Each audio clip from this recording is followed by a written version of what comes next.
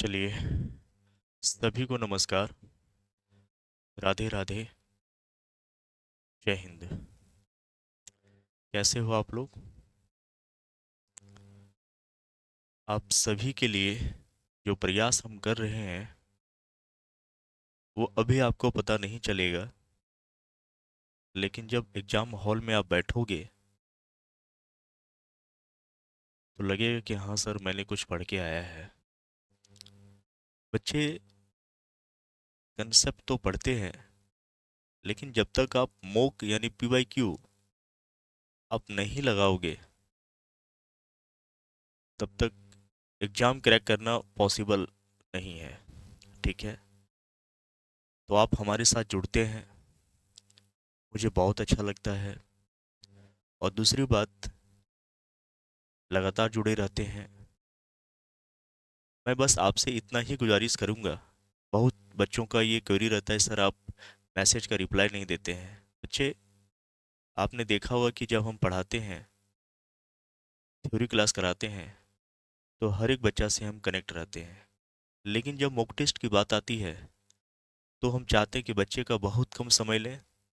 आप देखते होंगे 20 मिनट 25 मिनट में क्वेश्चन सॉल्व करा के हम निकल जाते हैं।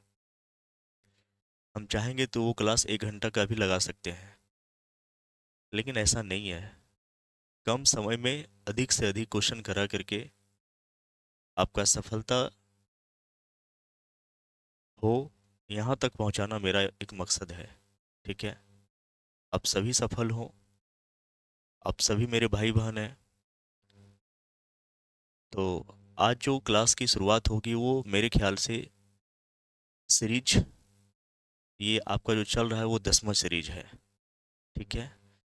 तो समय जाया न करते हुए आप सभी से ये गुजारिश होगा कि आप लोग भी कमेंट पे जवाब देंगे, हर एक क्वेश्चन का आंसर का जवाब देंगे, और मैं उसे देखूंगा भी। और मुझे मेरे ध्यान में रहेगा कि हाँ, ये बच्चे मुझे मैसेज कर रहे हैं कमेंट में और सभी क्वेश्चन का आंसर दे रहे हैं। ठीक है? सबका कमेंट देखता हूँ मैं। बहुत सारे बच्चे का नाम मुझे याद आ गया, और वो सारे बच्चे हैं भी यहाँ पे। तो चलिए क्लास की शुरुआत करते हैं। लेकिन एक बात और, अंत में सब लोग अपना स्कोर ज़रूर बताना कि सर जितना भी क्वेश्चन कराए, मान लो 20 क्वेश्चन कराए, तो आप 20 में से 20 बना लिए हो, या 20 में से 17 बनाए हो, 20 में से 13 बनाए हो। तो ये लिख के जाना, ताकि हमें आइडिया होगा कि हाँ, अब मुझे क्वेश्चंस का लेवल बढ़ाना है। ऐसे तभी ना पता चलेगा, धीरे धीरे क्वेश्चन का लेवल बढ़ाएंगे। आ रही है बात समझ में? अभी इजी टू मॉडरेट है, मॉडरेट टू टफ लेवल का क्वेश्चन लेके आएंगे, लेकिन रहेगा आपका PYQ ही। ठीक है? तो आप जब तक स्कोर नहीं बताएंगे तब तक मैं कैसे बता पाऊंगा कि ये आपका डेवलप आपके अंदर ये हो रहा है कि नहीं। ठीक है? चलो क्लास की शुरुआत करें बच्चे। चलिए, सभी को गुड इवनिंग, राधे राधे। चलो आ जाओ। कह रहा है, एक आयत की लंबाई में 10% की वृद्धि और चौड़ाई में 10% की कमी की जाती है। इसके क्षेत्रफल में कुल प्रतिशत परिवर्तन ज्ञात करें। सर एक बात बताओ मुझे। ए सर, सर क्षेत्रफल क्या होता है आयत का? सभी बच्चे बताएंगे। मैंने बताया है कि क्षेत्रफल जो होता है वो आयत का लंबाई गुना चौड़ाई होता है सर। लंबाई गुना चौड़ाई होता है। कोई दिक्कत बच्चे? कहोगे नहीं सर। अब मुझे बताओ, क्वेश्चन कह रहा है कि लंबाई में 10% की वृद्धि हो गई। सबसे पहले सर 10% का फ्रैक्शन क्या होगा? सर परसेंटेज को भिन्न में बदलते हैं तो नीचे 100 सटा देते हैं। नीचे क्या करते हैं? 100 सटा देते हैं। तो ये जीरो से जीरो कट जाएगा सर, 1/10 होगा। और दूसरा सर दे रखा है हमें 10% की कमी, चौड़ाई में 10% की कमी। तो ये भी सर क्या हो जाएगा? 10/100। यानी सर जीरो से जीरो कट जाएगा तो ये 1/10 होगा। यानी सर लंबाई में जो है वो वृद्धि कर रहा है, चौड़ाई में कमी कर रहा है ना? इसका मतलब सर, इसका मतलब सर, अगर यहाँ पे हम लंबाई की बात करें, लंबाई की बात करें और दूसरा चौड़ाई की बात करें। सर अगर लंबाई पहले 10 थी तो एक की वृद्धि हुई तो 11 हो गई। चौड़ाई में क्या हुआ सर, पहले 10 था, एक की कमी हुई तो ये 9 हो गया सर। अब आपको पता है कि लंबाई गुना चौड़ाई करेंगे तो क्या होगा, क्षेत्रफल होगा, क्योंकि सर आपने यहाँ बता रखा है। तो 10 को 10 से गुना करेंगे बच्चे 100 होगा, 11 को 9 से गुना करेंगे बच्चे 99 होगा। मुझे तो एक ही कमी दिख रहा है, एक ही कमी दिख रहा है। और ओरिजिनल कितना था सर, 100। और प्रतिशत में चेंज करने के लिए हम इसे 100 से गुना करेंगे, 100 से 100 कट जाएगा, यानी सर 1% की क्या हो जाएगी, कमी होगी, 1% की कमी होगी। ऑप्शन नंबर हमारा कौन सा हो जाएगा सर, बी हो जाएगा। बिल्कुल सभी बच्चों का बिल्कुल सही जवाब है। नूरानी है, चलो बहुत अच्छे बच्चे, बहुत बढ़िया। अगले सवाल पे आते हैं। सर ये तो उड़ा देंगे हम। मैंने आपको कंसेप्ट समझाया था कि x माइनस 1/x जो सर है वो अगर आपका a होगा और आप एक्स स्क्वायर प्लस 1/x² पूछोगे तो सर ये होता है, माइनस से प्लस की ओर जा रहे हैं तो a² + 2 हो जाएगा सर। ठीक है, आ जाओ। तो सर यहाँ x माइनस 1/x अगर हमारा 5 है और हमसे x² + 1/x² पूछ रहा है तो क्या हो जाएगा सर, a² यानी 5 का स्क्वायर और प्लस में 2 करेंगे सर, यानी 25 में 2 जोड़ेंगे सर 27 होगा। ऑप्शन नंबर हमारा कौन सा हो जाएगा सर, बी हो जाएगा। ठीक है बच्चे, आ जाओ। कह रहा है सर 36 और 48 का महत्तम समावर्तक ज्ञात कीजिए। ठीक है, तो महत्तम समावर्तक निकालने के लिए बच्चे वह बड़ी से बड़ी संख्या होती है महत्तम समावर्तक जो दी गई संख्या को पूरी पूरी विभाजित करे। महत्तम समावर्तक क्या होता है, एचसीएफ क्या होता है, वह बड़ी से बड़ी संख्या बच्चे जो दी गई संख्या को पूरी पूरी विभाजित करे। इसको दो तरीके से कर सकते हो बच्चे, बहुत सारे अप्रोच होते हैं एचसीएफ निकालने का। डिवीजन मेथड होता है, लंबी भाग विधि होता है, डिफरेंस मेथड होता है। आ रही बात समझ में, लेकिन मैं इसको करूंगा ऑप्शन से पहले। सर वह बड़ी से बड़ी संख्या जो दी गई संख्या को क्या करे, पूरी पूरी विभाजित करे। सर दी गई संख्या जो हमारा है वो एक 36 है और एक 48 है, तो वह कौन सी बड़ी से बड़ी संख्या है जो दी गई संख्या को पूरी पूरी विभाजित करे। तो सर अगर ऑप्शन नंबर डी लेते हैं, क्या ये 24 से कटेगा 36, कहोगे नहीं सर नहीं कटेगा। 48 कट जाएगा लेकिन 36 नहीं कटेगा। मैंने कहा वह बड़ी से बड़ी संख्या जो दी गई संख्या को पूरी पूरी विभाजित करे। सर 24 से 48 कट जाएगा लेकिन 24 से 36 नहीं कटेगा। अगर मैं सी ऑप्शन लेके चलता हूँ, सर 18 दूनी 36 कट जाएगा लेकिन 18 से 48 नहीं कटेगा। सर अब बात करते हैं 12 का। सर 12 जो है, 12 तिया 36, 12 चौक 48 काट रहा है सर, ये हो सकता है आंसर 6, 6 छक 36 और 6 अठ 48, यानी सर ये भी हमारा पूरी पूरी विभाजित कर रहा है। लेकिन आपने गौर किया होगा मैंने कहा वह बड़ी से बड़ी संख्या जो दी गई संख्या को पूरी पूरी विभाजित करे, तो इन दोनों में बड़ी संख्या कौन सी है सर, इन दोनों में बड़ी संख्या हमारा 12 है, यानी हमारा जो आंसर हो जाएगा वो 12 हो जाएगा। ये ऑप्शन मेथड हुआ। आप तरीके से भी कर सकते हो, 36 और 48 का एचसीएफ निकाल लो। कैसे निकालोगे, देखो निकालने का तरीका सिखाते हैं। 2 से काटोगे सर 18 और ये 24, फिर 2 से काट दो, 2 में 18, 12 दूना 24। अब 3 से कटेगा, 3 तिया 9, 3 चौका 12। अब कोई कॉमन संख्या नहीं बचा जो किसी भी पहाड़े में कट जाए, तो याद रखना बच्चे यही हमारा क्या हो जाता है, एचसीएफ। यही हमारा हो जाता है एचसीएफ। 2 दूनी 4 तिया 12, आ गया ना 12। एक तो ये तरीका है, एक तरीका और होता है लंबी भाग विधि से। 36 और 48 आप लोगों ने बचपन में पढ़ा होगा, 36 से कम 36, सर 8 में से 6 गया 2 और 4 में से 3 गया 1, फिर ये संख्या उठा के यहाँ रख देते हैं, 12 तिया 36। सर एचसीएफ हमारा क्या हो जाएगा, 12।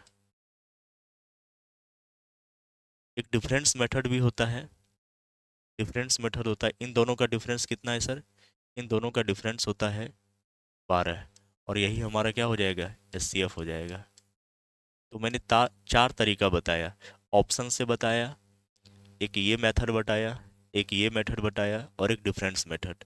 डिफरेंस मेथड बहुत बढ़िया मेथड है। डिफरेंस मेथड जो है सर, वो बहुत बढ़िया मेथड है। मैं अप्रोच सिखाना चाहता हूँ कि एग्जाम में आप किस तरह से टैकल कर सकते हो क्वेश्चन को। ठीक है, डिफरेंस लेंगे दोनों का तो 12 होगा। अगर 12 ऑप्शन में नहीं होता तो 12 का कोई मल्टीपल होता। आ रही है बात समझ में? लेकिन सर 12 से ये कट रहा है क्योंकि ऑप्शन में 12 दिख रहा है। तो डिफरेंस मेथड में केवल क्या करेंगे, घटा के चेक कर लेंगे। तो ये सारा प्रोसेस आपको समझ में आ गया होगा। अगले सवाल पे चले।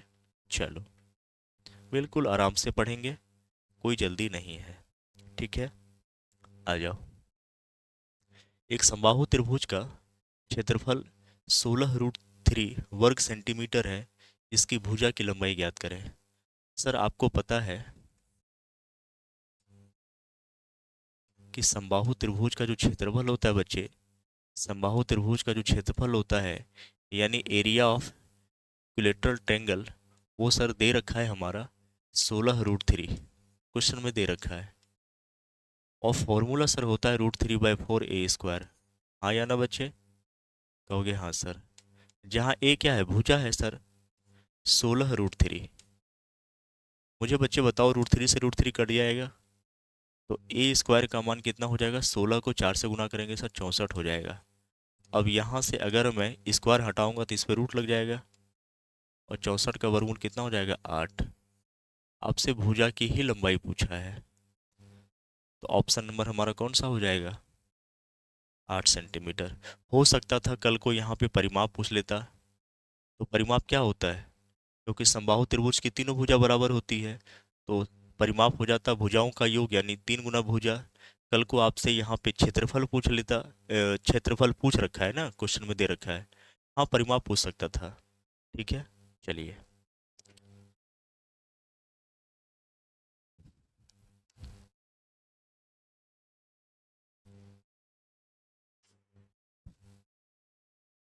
चलो, अगले सवाल पे चलते हैं।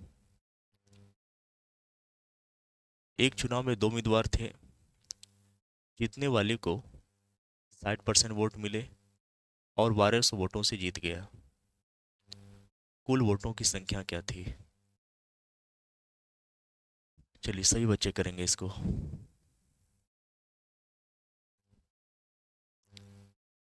सर कुल मत, कुल मत जो होता है सर, वो 100% होता है। आया ना? तो अगर जीतने वाले को 60% मिला, जीतने वाले को, जीतने वाले को 60% मिला, तो बच्चे बताओ हारने वाले को कितना मिला होगा, लूजर को कितना मिला होगा? यानी सर विनर को अगर 60% मिला और कुल मत सर होता है 100%, इसका मतलब हारने वाले को 40% मिला होगा। मुझे बताओ ये कितना वोटों से जीत गया होगा जीतने वाला? सर 20% मतों से जीत गया होगा, और इसी 20% का मान वो दे रखा है 1200 रुपया। आया ना? अगर 20% का मान 1200 रुपया है तो मुझे बताओ, यहाँ से काटोगे तो भिक्षक विसा से, यानी 60 आ जाएगा। कितना आ जाएगा बच्चे? 60 आ जाएगा। यानी सर यहाँ से 1% का मान जो आ गया, वो हमारा आ गया कितना? 60। अगर 1% का मान 60 आया तो आपसे पूछ रहा कुल वोटों की संख्या। सर कुल वोट हमारा 100% है, तो इसको 60 से गुना कर देंगे। इसको क्या करेंगे? 60 से गुना कर देंगे। 60 से गुना कर देंगे। इसको अगर 60 से गुना करोगे तो कितना हो जाएगा? 60 और डबल जीरो, यानी 6000 हो जाएगा। ऑप्शन नंबर हमारा कितना हो जाएगा सर? बी हो जाएगा। अगर 1% का मान 60 आया तो 100% का मान कितना होगा सर? 60 से गुना करेंगे 6000 होगा। क्लियर है? चलो, अगले सवाल पे चलते हैं। सर यहाँ पे कॉस थीटा जो है, कॉस थीटा आपका 4/5 है। यानी कॉस थीटा क्या होता है सर? आधार बटा कर्ण। आधार बटा कर्ण का मतलब बेस इंटू हाइपोटेनस। तो यहाँ से पी निकाल सकते हैं, बिल्कुल सर। पी क्या करेंगे, कैसे निकालेंगे? तो कर्ण के स्क्वायर में से हम आधार के स्क्वायर को घटा देंगे। घटाओगे बच्चे तो ये 25 हो जाएगा, और ये 16 हो जाएगा। ये कितना हो जाएगा? 16। और √9 का वर्गमूल कितना होता है सर? 3 होता है। हमसे sine theta plus tan theta पूछा है, तो आराम से निकाल सकते हैं। साइन थीटा होता है p/h। साइन थीटा क्या होता है बच्चे? p/h, यानी लंब बटा कर्ण। p सर हमें 3 दे रखा है, और कर्ण हमें पता है 5 दे रखा है। टेन थीटा होता है लंब बटा आधार। सर लंब यानी p का मान, परपेंडिकुलर का मान 3 आया, और आधार सर यहाँ 4 है। अब आगे कैसे सॉल्व करोगे? देखो, एलसीएम मत लेना, इसको तरीका सीखो। 4 को 3 से गुना करेंगे। 4 को क्या करेंगे बच्चे? 3 से गुना करेंगे, तो 4 तिया 12, प्लस सर 5 को 3 से गुना करेंगे 15, और नीचे वाली संख्या को क्या करो? 5 चौके 20, तो 15 12 27/20 हो जाएगा। Option number A. एलसीएम मत लेना, 5 4 का एलसीएम सर 20 होगा। देखो ऐसे भी आप चेक करोगे, सर 5 4 का एलसीएम 20 होगा। अब 5 चौके 20, 4 तिया 12, 4 पंचे 20, 5 तिया 15। लेकिन तरीका सीखो, 4 को मैंने 3 से गुना किया 12 हुआ, 5 को 3 से गुना किया 15 हुआ, बटा में 5 चौके 20, डायरेक्ट आंसर आ गया। तो अप्रोच सीखा करो, ठीक है। चलो अगले सवाल पे चलते हैं। एक चीज़ मैं यहाँ पे सिखाना चाहूँगा, कंसेप्ट समझो पहले। एवरेज में पढ़ोगे आप। क्रमागत संख्या, कंजुगेटिव नंबर क्या होता है? क्रमागत संख्या। क्रमागत संख्या का अगर औसत चाहिए, क्रमागत संख्या का औसत, औसत हमेशा बीचों बीच वाली संख्या होती है। बीचों बीच वाली संख्या होती है। कंसेप्ट पहले सीखो। बच्चे तो कर लेंगे कि सभी संख्याओं को जोड़ के साथ जितनी संख्या है उसे डिवाइड कर देंगे, लेकिन तरीका सीखो। तो क्रमागत संख्याओं का औसत निकालने का तरीका बच्चे है बीचों बीच वाली संख्या। एक क्रमागत संख्या का और भी तरीका है निकालने का। क्रमागत संख्याओं का औसत, हम क्वेश्चन कराना मेरा मकसद नहीं है, क्वेश्चन का अप्रोच कैसे लाना है वो हमारा मकसद है। और बच्चे सोचेंगे सर कमेंट पर ध्यान नहीं देते हैं। तो प्रथम संख्या प्लस अंतिम संख्या, अंतिम संख्या, और इसे हमेशा 2 से डिवाइड कर देना, ये तो तरीका है। या तो इसको याद रखो या इसको याद रखो। देखो, और तीसरा औसत, आपको पता है औसत क्या होता है सर? ये भी बता देते हैं कि औसत क्या होता है। औसत होता है योग बटा संख्या, योग बटा संख्या। हाँ बच्चे, और पता है इसका चौथा तरीका भी है, डेविएशन मेथड। बहुत सारे बच्चे डेविएशन मेथड पढ़े होंगे, तो वहाँ से भी आप कर सकते हैं। लेकिन ये सब क्लास में कराया जाता है, लेकिन थोड़ी थोड़ी बातें मैं, अब मान लो आज डेविएशन नहीं पढ़ाऊंगा, कल फिर क्वेश्चन आएंगे तो कल डेविएशन का तरीका सिखा दूंगा, ठीक है। सर सबसे पहले औसत आपने बताया, पहले बेसिक से ही करते हैं।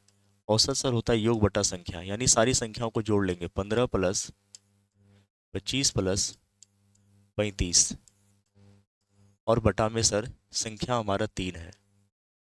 तो यहाँ से देखेंगे तो 35 और 15 50, और 25 75 हो जाएगा। 75 को 3 से डिवाइड करेंगे सर, तो ये 25 हो जाएगा। यानी ऑप्शन नंबर हमारा कौन सा हो जाएगा? बी। लेकिन क्या इतना करने की ज़रूरत है? मैंने बोला क्रमागत का मतलब होता है सर लगातार, क्रमागत का मतलब लगातार। डिफरेंस जो है हमारा समान होना चाहिए। 15 और 25 के बीच डिफरेंस सर 10 का है, 25 और 35 के बीच सर डिफरेंस 10 का है, तो ये तरीका हम लगा लेंगे। मैंने कहा क्रमागत संख्या का अगर औसत है निकालना है तो बीचों बीच वाली संख्या होती है, यानी बीच में संख्या कौन सा है सर? 25। डायरेक्ट आंसर हम 25 दे देते हैं।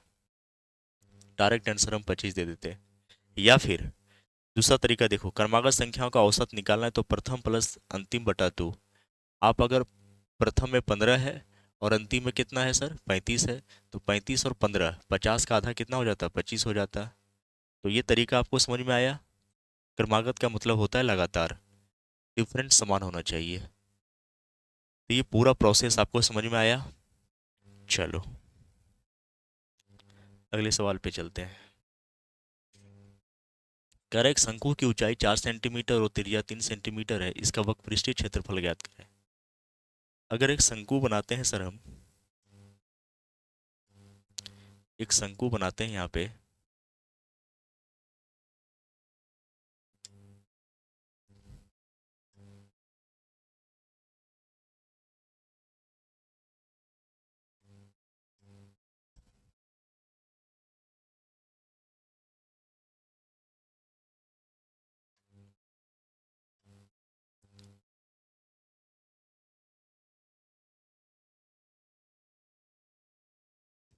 आ जाओ।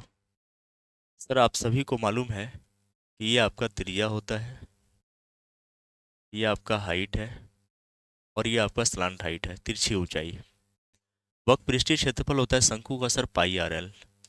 पाई आर एल। सर एक काम करते हैं, सभी संख्या पाई में दे रखा है सर, त्रिज्या भी दे रखा है हमें 4 सेंटीमीटर, लेकिन सर तिरछी ऊंचाई मुझे नहीं पता है। आपको पता है कि यहाँ पे समकोण त्रिभुज बनेगा, बनेगा ना। तो इसका मतलब सर हम, मुझे त्रिज्या दे रखा है क्वेश्चन में, और 4 सेंटीमीटर, त्रिज्या कितना दे रखा है सर 3 सेंटीमीटर। त्रिज्या 3 सेंटीमीटर दे रखा है बच्चे। और सर मुझे तिरछी ऊंचाई चाहिए, ये होता है तिरछी ऊंचाई, स्लांट हाइट। स्लैंट हाइट यानी तिरछी ऊंचाई। इसको हिंदी में क्या बोलते हैं बच्चे, तिरछी ऊंचाई। तिरछी ऊंचाई। ये आपका पता है कि ये त्रिज्या है आपका, और ये आपको पता है ऊंचाई है, यानी हाइट है। सर फॉर्मूला जो होता है वक्रपृष्ठीय क्षेत्रफल का वो पाई आर एल होता है। तो सर मुझे त्रिज्या पता है, लेकिन तिरछी ऊंचाई कैसे निकालेंगे। तो आप सभी को ट्रिपलेट याद होना चाहिए, 3 4 5। मैं फिर लिखा देता हूँ, 3 4 5 6 8 10 8 15 17 9 12 15 5 12 13, उसके बाद 20 21 29 और 9 40 41। यानी सिंपल, यहाँ पे आप अगर ट्रिपलेट नहीं याद रखते हो तो आपको पता है कि कर्ण का स्क्वायर जो होता है वो लंब के स्क्वायर आधार के स्क्वायर के बराबर होता है। तो अगर मुझे त्रिज्या पता है, ऊंचाई पता है, तो क्या हम हाइट नहीं निकाल सकते हैं। लेकिन ट्रिपलेट से फायदा क्या होगा सर, 3 और 4 मुझे दिखा है सर, 3 और 4, यानी अगली संख्या जो होगी वो 5 होगी। देखो 3 का वर्ग 9 होता है, 4 का वर्ग 16 होता है, 16 9 25, 25 का वर्गमूल 5 होगा। उसी तरह से 8 का वर्ग 64 होता है, 6 का वर्ग 36 होता है, 64 36 100 हो गया, 100 का वर्गमूल 10 होगा सर। आप बात समझ रहे हैं कि नहीं। 15 का वर्ग 225 होता है, 8 का वर्ग 64 होता है, 225 और 64 को जोड़ोगे 289, 289 का वर्गमूल कितना होगा 17 होगा। तो ये तरीका याद रखने से क्या होता है कि आगे का प्रोसेस सॉल्व करने की जरूरत नहीं है। सर ये मेरा आ गया 5, कितना आ गया 5, और इसी से 5 से गुना कर दो, तो 5 दिया 15 पाई हो जाएगा। इस सवाल का जवाब हो जाएगा 15 पाई। ठीक है।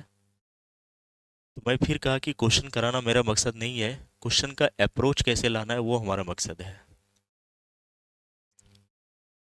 बच्चे का ये था कि सर बहुत फास्ट करा देते हैं, तो आज मैं नॉर्मल करा रहा हूँ आपको। 12,000 पर 10% वार्षिक चक्रवृद्धि ब्याज की दर से 2 वर्ष का बीजधन क्या होगा। आपको पता है सर मूलधन जो है वो अपने आप में 100% होता है। मूलधन जो है वो अपने आप में क्या होता है सर 100% होता है, आया ना। और मिश्रधन क्या होता है सर, मिश्रधन, सर मिश्रधन जो होता है वो आपका होता है मूलधन जोड़ ब्याज। मूलधन प्लस में ब्याज, यानी जो राशि आपने किसी को उधार दी वो आपका क्या होता है मूलधन, और उसके बदले जो आपको कुछ राशि मिली मूलधन के साथ, मान लो किसी को आपने 1200 रुपया दिया, तो ये आपका क्या हो गया मूलधन हो गया। और 2 साल बाद आपको मिल गया 1420 रुपया। 1420 रुपया, इसका मतलब 1200 रुपया सर तो मेरा मूलधन था जो मैंने उसको दिया, उसने बदले में मुझे और 220 रुपया दिया, तभी तो जुड़ के कितना हो गया 1420 रुपया। तो ये 220 रुपया क्या हो गया आपका, ऐसा ये ब्याज ही तो दिया आपको। तो मिश्रधन क्या होता है सर, मिश्रधन होता है हमारा मूलधन प्लस ब्याज। ठीक है बच्चे, अब मैंने आपको बताया था कि 2 साल का सीआई निकालने का तरीका, 2 वर्ष का सीआई निकालने का तरीका क्या होता है सर, ए प्लस बी प्लस ए गुना बी बटा 100। मुझे बताओ, पहले साल भी 10% और सर दूसरे साल भी कितना होगा 10%, क्योंकि 2 वर्ष की बात हो रहा है। तो सर पहले साल भी 10, दूसरे साल भी 10, तो 10 प्लस 10 गुना 10 बटा 100। सर जीरो से जीरो कट गया, जीरो से जीरो कट गया, 10 10 20 और यहाँ एक बचा यानी 21% आ गया। तो 21% क्या हो गया सर आपका, 21% आपका ब्याज हो गया। और आपको पता है कि मूलधन अपने आप में 100% होता है, यानी मुझे निकालना है 121% का मान। कितने परसेंट का मान बचे, 121% का मान। तो मूलधन दे रखा है हमें 12,000 रुपया, कितना दे रखा है 12,000 रुपया, और इसका 121% निकालोगे तो कितना हो जाएगा सर, जीरो से जीरो कट जाएगा, 12 एकम 12, 12 दूना 24 और एक 25, और 12 एकम 12 और 2 14, यानी 1452 रुपया हो जाएगा।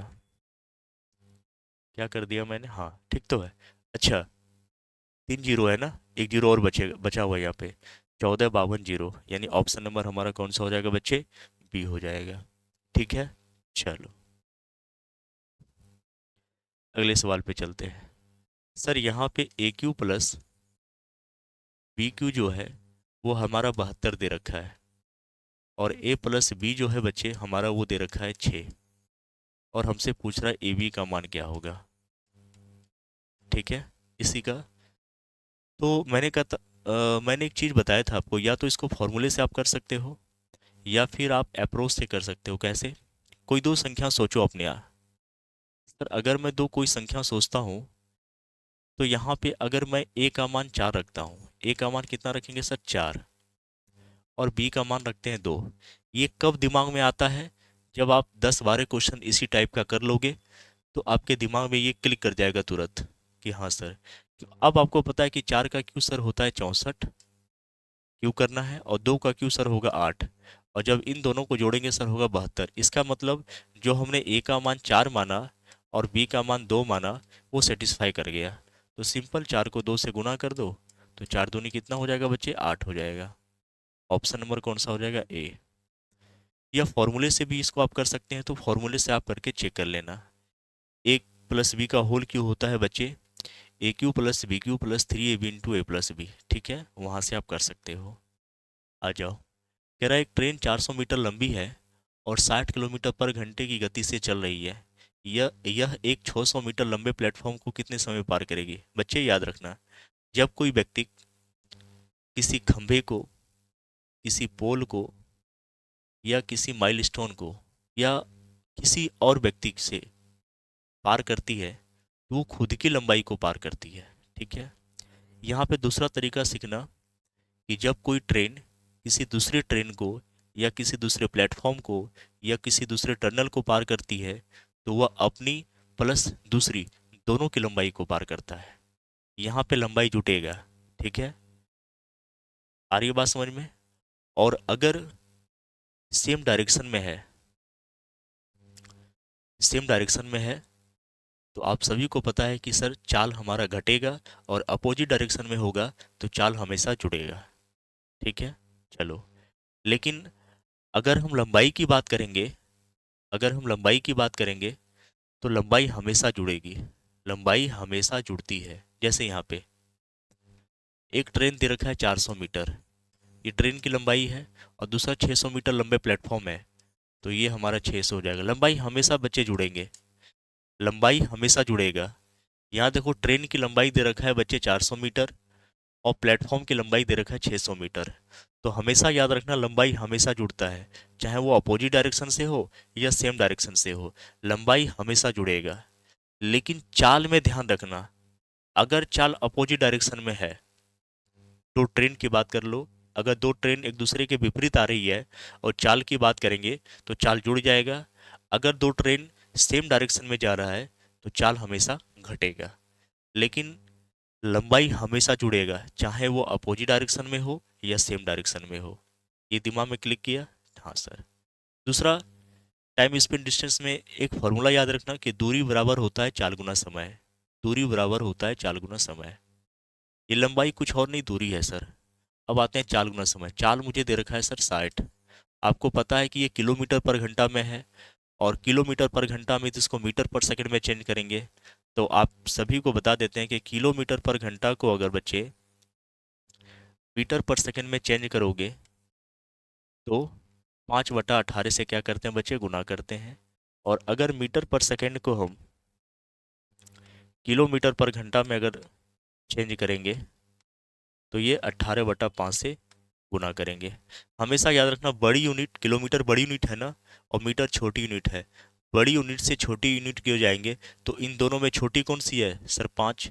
तो याद रखना 5/18 से गुना करेंगे। और छोटी यूनिट से बड़ी यूनिट की ओर जाएंगे तो हमेशा याद रखना 18 से गुना करेंगे, 18/5, यानी बड़ी संख्या ऊपर आएगी। और ये आता कहाँ से है, मैंने पहला मॉक टेस्ट में आपको बताया है कि ये आता कहाँ से है। तो इसको मीटर पर सेकंड में चेंज करेंगे सर 5/18 से, क्योंकि किलोमीटर पर आवर है और हमें मीटर पर सेकंड में जाना है। बड़ी यूनिट से छोटी यूनिट की ओर जाना है तो संख्या ऊपर वाली छोटी होगी। और इनटू में हमें समय पूछ रहा है, समय को टी मान लेते हैं। अब यहाँ से केवल काम क्या करना है सर, घटा 6×4=10, यानी सर ये 1000 हो गया। यहाँ से घटेगा कुछ, 6×8=18 और 6×2=60। और कुछ होगा नहीं सर। तो यहाँ हो गया 50t और बटा में 3। तो यहाँ से जीरो से जीरो कट गया सर, और इसको काट दो 20 बार में, यानी सर टी का जो मान आ गया वो 20×3 यानी 60 सेकेंड आ गया। कितना सेकेंड आ गया बच्चे, 60 सेकेंड। ये ऑप्शन नंबर ए। मैंने समय लिया लेकिन मैंने कंसेप्ट समझाया, क्योंकि बहुत सारे बच्चे तो पढ़ रखे होंगे और बहुत सारे बच्चे बिगनर्स होंगे, तो उनको कम से कम साथ लेके चलना होगा।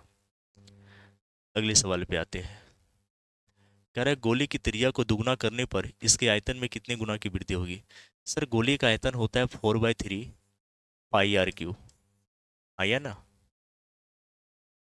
तो कह रहा है कि पहले अगर त्रिज्या हमारा एक था, पहले त्रिज्या हमारा एक था, अब क्या हो गया सर, दुगना हो गया। तो ये R1 मान लो और ये आपका R2 है। और दूसरा भी हमारा क्या हो जाएगा सर, 4/3 πr³ होगा कि नहीं। सर यहाँ एक बात बताइए, पाई से पाई तो कट जाएगा सर, 4/3 से 4/3 कट जाएगा, यानी कांस्टेंट टर्म हमेशा कट जाता है। पहला का मान सर 1 दे रखा है तो 1 का क्यूब हो जाएगा, और दूसरा का मान दे रखा है हमें, दूसरा का मान दे रखा है सर 2, यानी 2 का क्यूब हो जाएगा। तो 1 का क्यूब, और ये हो जा, इसको R1 मान लो, इसको R2 मान लो, और 2 का क्यूब 8। मुझे बताओ कितना गुना है सर, ये 8 गुना है। कितना गुना है सर, 8 गुना की वृद्धि होगी, यानी ऑप्शन नंबर हमारा कौन सा हो जाएगा, सी हो जाएगा। ठीक है, इतना करने का जरूरत नहीं है, क्योंकि आपको याद रखना कि कांस्टेंट टर्म जो है सर वो कट जाएगा, केवल फर्क त्रिज्या पे पड़ेगा। पहले त्रिज्या एक था, अब उसको दुगना कर दिया, तो जब इसका क्यू करेंगे तो 1 होगा, इसका क्यू करेंगे तो 8 होगा। दिख रहा है कि ये 8 गुना है। ठीक है, अगले सवाल पे आते हैं। ये सिंपल सा सवाल है, कर सकते हो आप लोग। मैं यहाँ से एक तरीका सिखाना चाहता हूँ। 0 से 0 कट जाएगा, तो 25 को 12 से गुना करेंगे सर 300 होगा, और एक शून्य और, यानी 3000 हो जाएगा। ऑप्शन नंबर हमारा ए हो जाएगा। लेकिन सिंपल क्वेश्चन है, सिंपल क्वेश्चन है, चलो कोई दिक्कत नहीं है, कर सकते हो। जब क्वेश्चन का लेवल थोड़ा सा चेंज होगा तो मैं वो तरीका आपको सिखा दूंगा कि डायरेक्ट आप कैसे करोगे। एक समकोण त्रिभुज का आधार 5 सेंटीमीटर है और कर्ण हमारा 13 सेंटीमीटर है, इसका क्षेत्रफल ज्ञात कीजिए। ये मैं देता हूँ आपको, कमेंट बॉक्स में जवाब देना, क्योंकि इस टाइप का सवाल हमने बच्चे कर लिए हैं। तो एक सवाल तो आपको देना है। मैं सोचता हूँ कि हर सीरीज में आपको 2 से 3 सवाल दूं ताकि आप टाइम दें, लेकिन बच्चे कमेंट में जवाब देते ही नहीं है, तो क्या करें हम। मैं चाहता हूँ घर में कम से कम पेन पेपर लेकर के एटलीस्ट 2 4 10 मिनट तो आप घिसो अपने आप को, लेकिन कमेंट में जवाब ही नहीं देते बच्चे। इतना मेहनत आप सभी के लिए हम करते हैं, एक एक क्वेश्चन कंपाइल करके लाते हैं, मैं आपके लिए लाता हूँ। और ये तो आपको सर इजी टू मॉडरेट दिख रहा है, अभी क्वेश्चन का लेवल दिखाया कहाँ मैंने नहीं दिखाया। क्वेश्चन का लेवल दिखेगा बच्चे आपको जब 10 सीरीज के बाद मैं शुरू करूंगा, एटलीस्ट 15 सीरीज के बाद मैं शुरू करूंगा। यानी 15 सीरीज हमारा खत्म हो जाएगा, ये 10वां सीरीज है। 5 सीरीज और बताने के बाद क्वेश्चंस का लैंग्वेज भी लंबा होगा और क्वेश्चन का पैटर्न भी आपका अलग दिखेगा, रहेगा आपका पीवाईक्यू ही है, ठीक है। तो टेंशन नहीं लेना, जैसा भी होगा जब आपका एग्जाम होगा उस दिन जब एग्जाम में बैठोगे कहोगे सर किसी भी बुक की ज़रूरत नहीं है, आपने जो सीरीज कराया निकलोगे बाहर और मुझे थैंक यू जरूर बोलोगे, मुझे ये वादा है। मुझे सुनाई नहीं देगा लेकिन वो थैंक यू शब्द मुझे दिखाई देगा, क्योंकि जब आप एग्जाम से निकलेंगे तो वो क्वेश्चन मुझे दिखेगा और मुझे लगेगा हाँ ये क्वेश्चन तो मैंने बच्चों को करा रखा है, इस टाइप का तो क्वेश्चन हमने बच्चों को सॉल्व ही करा दिया है सीरीज में। तो सभी लोग टेंशन नहीं लेना, बिल्कुल आप करते जाओ, कंसेप्ट क्लासरूम में पढ़ते जाओ। आप लोग जहाँ भी पढ़ते हैं पढ़िए आराम से, लेकिन पीवाईक्यू यहाँ करते रहो, ठीक है। रोज आपको आधे घंटे पौन घंटे का समय निकाल के आपको एक बार कर लेना है, ठीक है। अगर आप नहीं भी पेन पेपर लेके बैठते हो तो कम से कम देखा करो कि हाँ सर ये अच्छा ये अप्रोच बताए, अच्छा ये अप्रोच बताए, अच्छा ये अप्रोच बताए। बस यही सीखना है आपको। अगले सवाल पे आते हैं, ये सवाल हो गया ना? नहीं हुआ? हाँ मैंने इसको कमेंट बॉक्स में बोला जवाब देने। अगले सवाल पे आई है, कह रहा है सर 20 वस्तुओं का एसपी जो है वो हमारा 25 वस्तुओं के सीपी के बराबर है। तो मैंने बताया था कि यहाँ से सीपी बटा एसपी कैसे निकाल सकते हो सर। तो देखो एसपी के सामने कौन है सर, 25, तो एसपी के सामने 25 लिख दो। सर सीपी के सामने दे रखा है 20, तो 20 सीपी के सामने लिख दो। सर लाभ तो हुआ है, क्यों कोई चीज़ अगर 20 रुपये में खरीदी गई और 25 रुपये में बेची गई, इसका मतलब सर 5 रुपये का प्रॉफिट हुआ है। और प्रॉफिट हो या लॉस हो हमेशा किस पे निकलता है सर, हमेशा सीपी पे निकलता है, और सीपी हमारा 20 दे रखा है। और प्रतिशत में बदलने के लिए हम क्या करेंगे सर, 100 से गुना करेंगे, 20 से कम 20, 20 पंचे 100, यानी सर 5 बचे 25% हो जाएगा, 25% का प्रॉफिट हो जाएगा। मेरे ख्याल से ये सवाल रिपीट हुआ है, मुझे याद है ये सवाल आपका रिपीट हुआ है, ठीक है। आप सभी को याद रखना है कि a प्लस बी का whole square plus a minus b का होल स्क्वायर ये हमेशा होता है 2 into a square plus b square. मैंने सीरीज में सॉल्व करके भी बताया था इसको, ये 2 into a square plus b square कैसे आता है। लेकिन अगर साइन बीच में माइनस का हो, यहाँ तो प्लस का है, अगर साइन बीच में माइनस का हो तो ये होता है 4ab के बराबर। तो यहाँ क्या है, x प्लस वाई का whole square, x minus y का होल स्क्वायर, बीच में साइन माइनस का है, इसका मतलब इसका आंसर डायरेक्ट लिखोगे 4xy होगा, यानी ऑप्शन नंबर हमारा कौन सा हो जाएगा, बी। लेकिन अगर साइन प्लस का रहता तो 2 into x square plus y square हो जाता है। तो ये दोनों ध्यान में रखिएगा, ठीक है बच्चे। अगले सवाल पे आओ। देखो किलोमीटर पर घंटा को मीटर पर सेकंड में चेंज करने के लिए कह रहा है। ऐसे भी सवाल आपके एग्जाम में आए हैं। 5/18 इसको काटोगे सर 2 बार में 9 और ये 40, 40 बचे कितना होता है सर 200, और बटा में 9 मीटर पर सेकंड, और इसे डिवाइड करोगे तो 22 दशमलव कितना हो जाएगा, 22%। अच्छा मीटर पर सेकंड होगा ना, मीटर पर सेकंड। तो ये तो सिंपल सवाल था, बहुत सिंपल सवाल था ये। अगले सवाल पे आते हैं, एक अर्धवृत्त की त्रिज्या 7 सेंटीमीटर, इसका क्षेत्रफल ज्ञात करो। कमेंट बॉक्स में जवाब देना। देख लो इसको, सभी बच्चे इसका जवाब देंगे, ठीक है।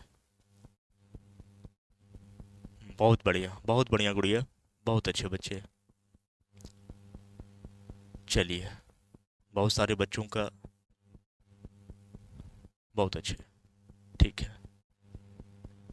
मैं सबको देख रहा हूँ, ठीक है। चलो आ जाओ। सर ए एक काम को 10 दिन में कर सकता है, बी उसे 15 दिनों में कर सकता है। दोनों साथ मिलकर 3 दिन काम करते हैं और फिर ए छोड़ देता है, शेष काम बी कितने दिन में पूरा करेगा? ठीक है बच्चे, मैंने कहा था कि जब भी टाइम एंड वर्क की बात होगी सर, दो चीज़ों पे ध्यान रखेंगे।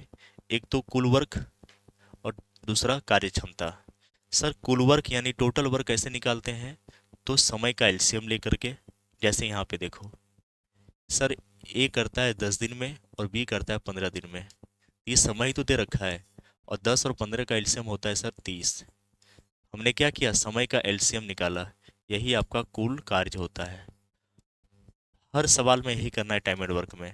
सबसे पहले टोटल वर्क निकालेंगे, और टोटल वर्क निकालेंगे दिए गए समय का एलसीएम लेंगे। दूसरी काम है कार्य क्षमता निकालने का। कार्य क्षमता क्यों निकालते हैं सर? क्योंकि कार्य क्षमता यानी इफिशियंसी होता है एक दिन में किया गया कार्य, 1 घंटे में किया गया कार्य, या 1 सेकंड में किया गया कार्य, वही उसकी कार्य क्षमता होती है। ओवरऑल अगर बात करें तो work done per unit of time में किया गया कार्य क्या होगा? कार्य क्षमता होगा। 1 दिन में किया गया कार्य, 1 घंटे में किया गया कार्य, या 1 सेकंड में किया गया कार्य, वही होती है कार्य क्षमता। ओवरऑल अगर बात करेंगे तो पर यूनिट ऑफ टाइम में किया गया कार्य उसकी क्या होती है? कार्य क्षमता होती है। जैसे मान लो मैंने एक बच्चा यहाँ पे लेते हैं, किसी का नाम ले लेते हैं, चलो मैं अपना ही अपने बारे में बताता हूँ कि अगर मैंने मुझे किसी ने दिया 30 सेब और कहा कि उसे आप 10 दिन में समाप्त करना, यानी 10 दिन के लिए मुझे कोटा मिला कि 30 सेब खत्म करना है। तो मैं पूछूं एक दिन में मैं कितना खा सकता हूँ? तो आप कहोगे 30/10, यानी एक दिन में आप 3 सेब खा सकते हैं। यानी मेरा एफिशिएंसी एक दिन का सेब खाने का कितना है? 3 सेब। तो एक दिन में किया गया कार्य वही क्या होती है? कार्य क्षमता होती है। ठीक है बच्चे, आ जाओ, 1 मिनट रुक जाना।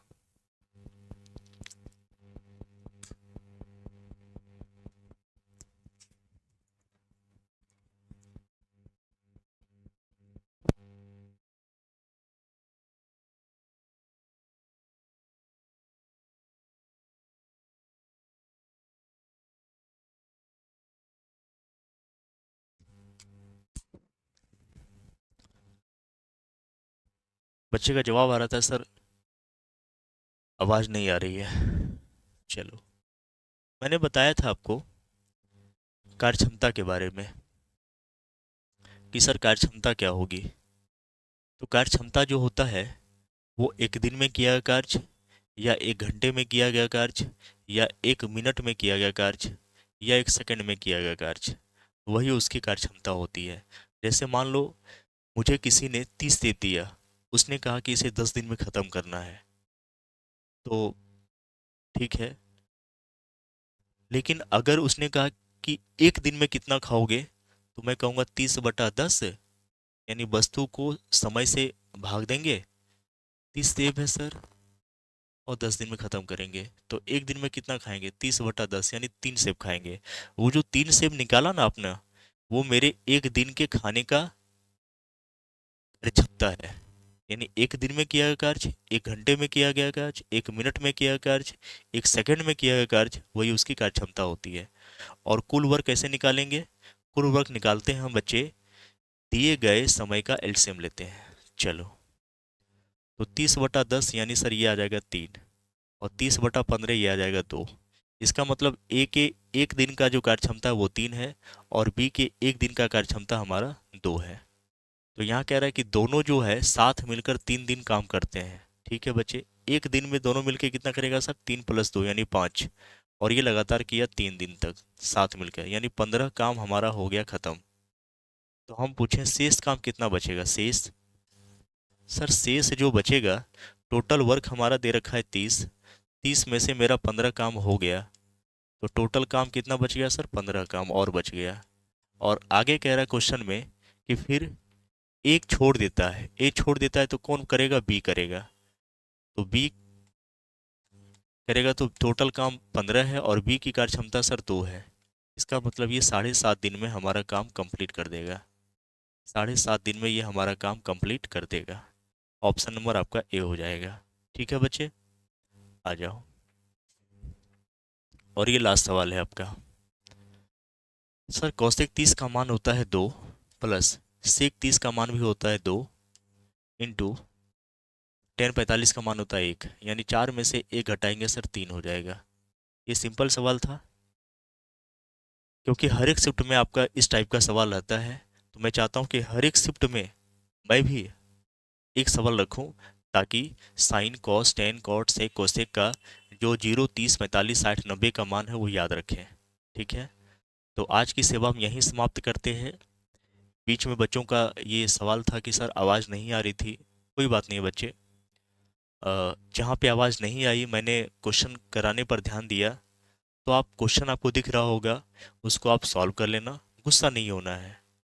हम आपसे प्यार करते हैं, आप हमसे प्यार करते हैं, हम आपके लिए कर रहे हैं, तो बदले में ये उम्मीद रखेंगे कि आप लोग भी हमें कोऑपरेट करो।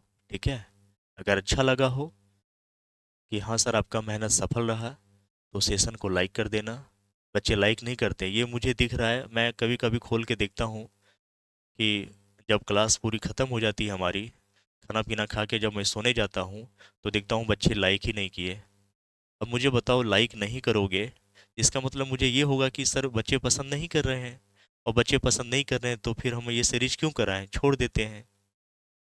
और ये बात समझ में, अगर अच्छा लगता हो सेशन तो लाइक कर दिया करो, लाइक करने में क्या आपका कुछ जाता है। ठीक है बच्चे, चलो। और कोई नए बच्चे होंगे तो चैनल को सब्सक्राइब कर लेंगे, ताकि बेल आइकन ऑन कर लेंगे, नोटिफिकेशन टाइम से आपके पास पहुंच जाएगा। ठीक है, तो आज थोड़ी सी तबीयत ठीक नहीं थी, फिर भी मैंने सोचा कि बच्चों के लिए थोड़ा समय निकाल के करा दूँ। चलो सभी को थैंक यू, बाय बाय, जय हिंद।